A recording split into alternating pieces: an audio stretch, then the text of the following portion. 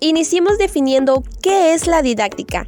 Y bien, la didáctica se define como la disciplina que a partir de la reflexión e investigación sobre la enseñanza aborda los procesos didácticos y las condiciones que éste requiere para conseguir un aprendizaje.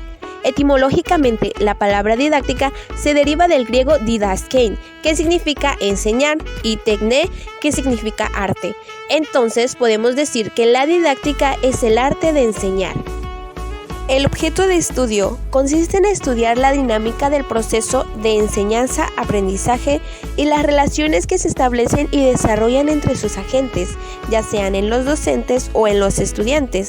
Estudia la manera en que estos agentes utilizan la teoría y las experiencias prácticas para seleccionar, organizar lógicamente, estudiar, enseñar, aprender, dominar, enriquecer, crear y aplicar el contenido de la cultura de la humanidad en asignaturas y en disciplinas.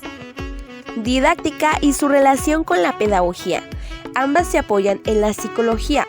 En didáctica encontramos la psicología en la construcción de operaciones mediante la investigación del alumno. En la pedagogía encontramos la psicología porque no se puede educar sin el conocimiento de la parte psíquica y espiritual del educando. Hacer pedagogía y didáctica es hacer ciencia, según las reglas del proceso del conocimiento. La didáctica es un componente importante de la pedagogía. Ambas facilitan el aprendizaje de calidad y ambas tienen relación entre saber, práctica social, entre lo global y lo específico. Diferencia entre didáctica y pedagogía. La pedagogía responde a la pregunta ¿cómo educar? Y la didáctica a ¿cómo enseñar? La pedagogía orienta la labor del educador y la didáctica orienta su labor como docente. También la pedagogía recurre a la antropología y sociología, mientras que la didáctica a la metódica, a los medios de comunicación y al diseño curricular.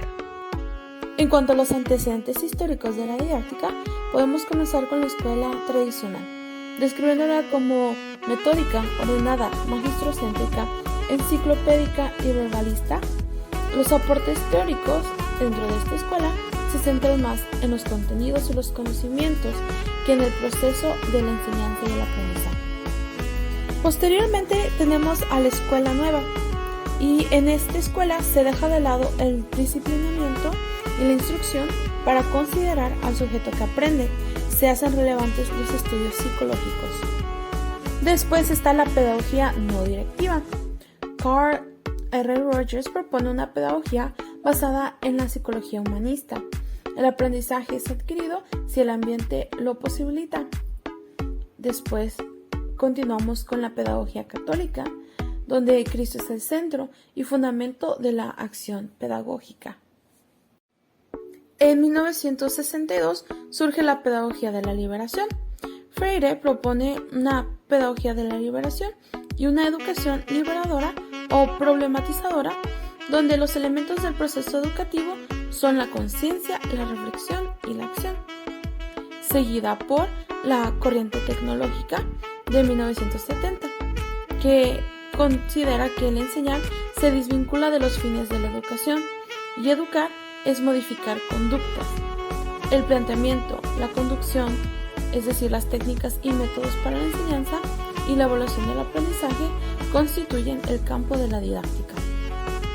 En 1975 surge el movimiento de reconceptualización del currículum, donde el currículum pasa a ser el objeto del conocimiento central de la didáctica. Este es seguido por la escuela crítica. Esta escuela surge para oponerse al pensamiento técnico de la didáctica. Se refiere a no aceptar nada sin antes haber realizado una reflexión crítica sobre ello. Posteriormente, la didáctica para la comprensión surge, donde se dirige a una enseñanza por y para la comprensión. Las personas no aprenden del mismo modo ni utilizando los mismos procesos. La relación de la didáctica con la enseñanza y el currículo. La didáctica es entendida como un campo del saber que tiene como centro la enseñanza. La enseñanza implica procesos de comunicación y el proceso comunicativo se contextualiza en clase. Teorías de la enseñanza. Estas teorías han influido en la didáctica como ciencia aplicada en particular. Existen teorías conductistas, teorías cognitivistas y teoría constructivistas. Teoría conductista. Tienen una raíz psicológica y se basa en métodos experimentales. Se centra en variables que se pueden observar, medir y manipular, es decir, estímulos-respuesta. Rechazan la subjetividad, por lo que los procesos internos no se pueden estudiar al no ser observables. Teoría cognitivista. El cognitivismo surge con una reacción al conductismo y toma en cuenta las operaciones mentales. Estudia las estructuras mentales internas como la inteligencia, percepción, atención, entre otras. Teoría constructivista.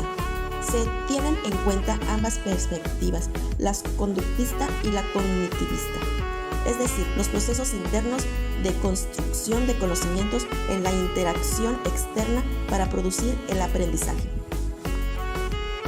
¿Qué relación existe entre la didáctica y el currículo? Según los autores Barbosa, Álvarez y Bolívar, la didáctica ha estado más inclinada a pensar las cuestiones de método, es decir, el cómo enseñar, mientras que el currículo se ha ocupado de manera prioritaria por el qué enseñar. Entonces, los vínculos que se visualicen entre la didáctica y el currículum van a estar condicionados por los límites de la conceptualización disciplinar, el posicionamiento del autor y la tradición geopolítica, según Pico y Orietti, 2017. Sin embargo, en términos generales, la didáctica y el currículo se unen para obtener un mismo resultado. Freinet, 2007, afirma que es necesario integrar la teoría curricular al campo de la didáctica. Capelli y Freinet, 2000, reconocen que las vinculaciones que el currículum mantuvo con la didáctica y la política educativa influyeron en las reformas e innovaciones educativas que tuvieron lugar en Argentina, y esto contribuyó a que una temática central de la didáctica fuese cómo diseñar el currículum. Y en cuanto a la implementación, la didáctica se encarga de lograr que los alumnos obtengan el conocimiento a través de las diversas formas.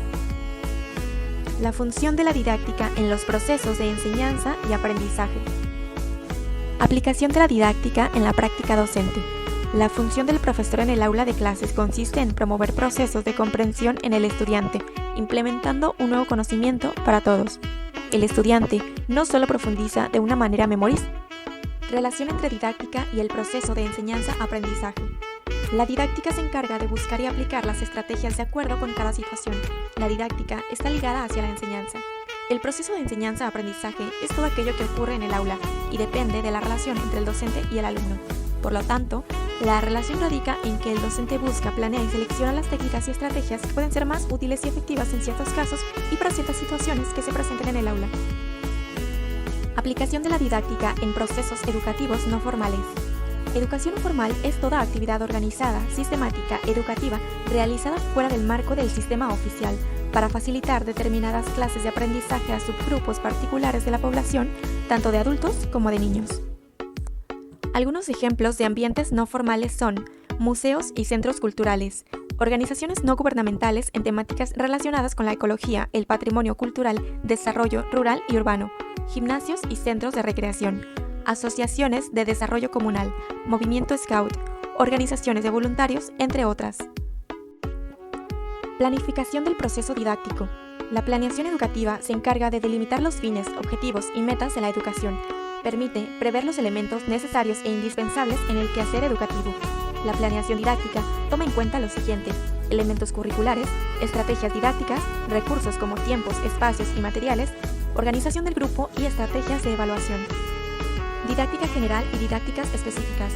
La didáctica, en su generalidad, es la disciplina o tratado riguroso de estudio y fundamentación de la actividad de enseñanza. Responde a los siguientes interrogantes: ¿para qué formar a los estudiantes? ¿Qué mejora profesional necesita el profesorado? ¿Quiénes son nuestros estudiantes y cómo aprenden?